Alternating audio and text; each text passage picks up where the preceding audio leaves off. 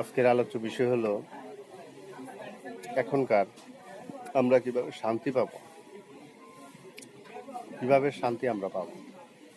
আমাদের মনে যে অধিক মাত্রায় কষ্ট কষ্ট কাউকে শেয়ার করা যায় না, বলা যায় না, বলতে গেলে ধরা সে মনের দুর্বলতাকে কাজে লাগিয়ে বারে বারে হিট করে অনেক কিছু কেড়ে নেয়। এই কাজটা করবো না।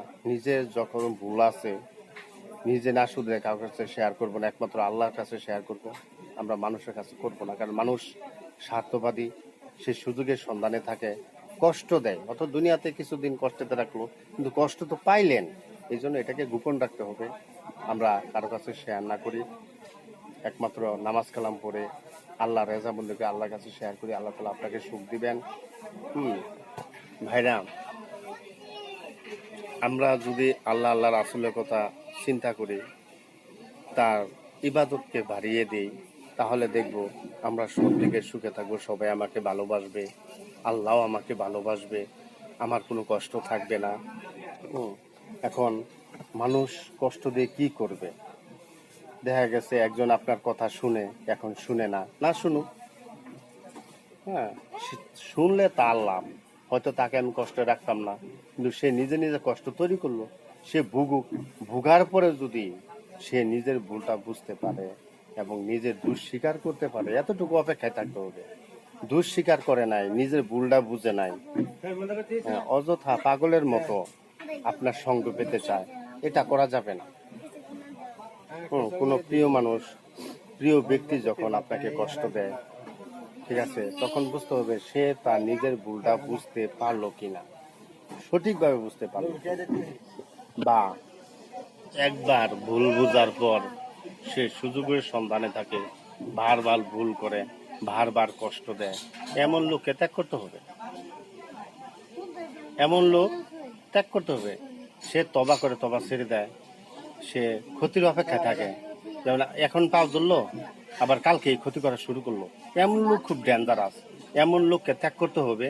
এমন লোকের কাছে যাওয়া যাবে না। এই দুর্গন্ধ পচা দূরে রাখতে হবে। তার বংশধর গোষ্ঠী কোনো বিপদে বলে আগানো যাবে না। এগুলা হলো ভেজালের গোষ্ঠী, ইবলিশ, আবু জাহেলের গোষ্ঠী।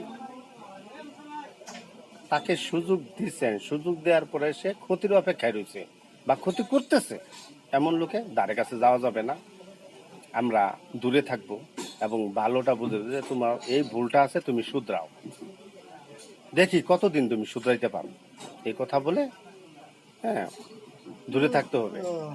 একটা কুকুর যদি কষ্টে থাকে, তাহলে আমাদের মনের অবস্থা কেমন হয়? খুব খারাপ হয়। কুকুর কষ্টে রয়েছে, না খাই রয়েছে, কিন্তু শত্রু যদি না খাই থাকে, ভাই, তাকে আমরা না খাইয়ে থাকতে পারি না। তাকে আমরা খাবার দিব, যত্ন নিব, কিন্তু ওই মিলটা দিব না যে মিলটা অন্তরের মধ্যে ঢুকানো যায়। এই মিলটা দিব না। এই মিলটা শুধুমাত্র আল্লাহর জন্য, আল্লাহ রাসূলের জন্য, এটা মানুষের জন্য না।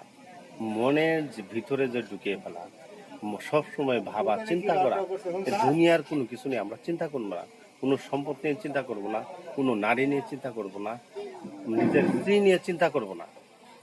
একবারে ভিতরে যে বিষয়টা, একবার গভীরে গভীরে নেওয়াটা, একমাত্র আল্লাহ রাসূলকে যদি বসাইতে পারি, আল্লাহকে বসাইতে পারি, তাহলে আমার জীবন সাকসেস। আপনার রুহ যদি তাজা থাকে, আপনার জিহ্বা যদি তরুতাজা থাকে, আল্লাহ তাআলা বলছেন শেষ, হ্যাঁ, নিঃশ্বাসে যারা জিহ্বা তরুতাজা রাখবে, মরার আল্লাহ তাআলা নিজ জিম্মায় জান্নাতে প্রবেশ করবে। আলহামদুলিল্লাহ। কাজে আমরা শুধু কষ্ট পাওয়ার কি বিষয় না, কথা হলো যে আমরা যে গভীর একবার তলদেশে, মনের তলদেশে যে জায়গাটা, এটা একমাত্র আল্লাহর জন্য, আল্লাহ রাসূলের জন্য আমরা আল্লাহ রাসূল কখনো বেইমানি করে না। আল্লাহ রাসূলের কাজ করলে আমরা দুনিয়াতে সুখে থাকবো, আখিরাতে সুখে থাকবো।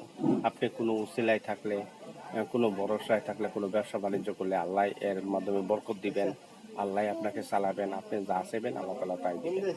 কাজে আমাদের কোনো বিষয়ে কষ্ট করার দরকার নেই। যদি কষ্ট বুঝেন, তাহলে বলবেন আমলের ঘাটতি আছে। আপনি সঠিকভাবে পাক পবিত্র থেকে আল্লাহর কাজ করেন, অল টাইম জিকির করেন, লা ইলাহা ইল্লাল্লাহ, আল্লাহ আল্লাহ, জিকির সবসময় রাখেন মনের মধ্যে, দেখবেন যে আপনার কষ্ট থাকবে না ইনশাল্লাহ।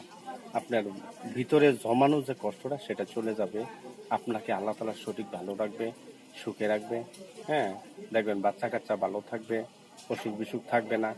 হ্যাঁ, দেখবেন আপনার মতো সুখী আর কেউ নেই। এই বলে আমার কথা শেষ করছি। আসসালামু আলাইকুম।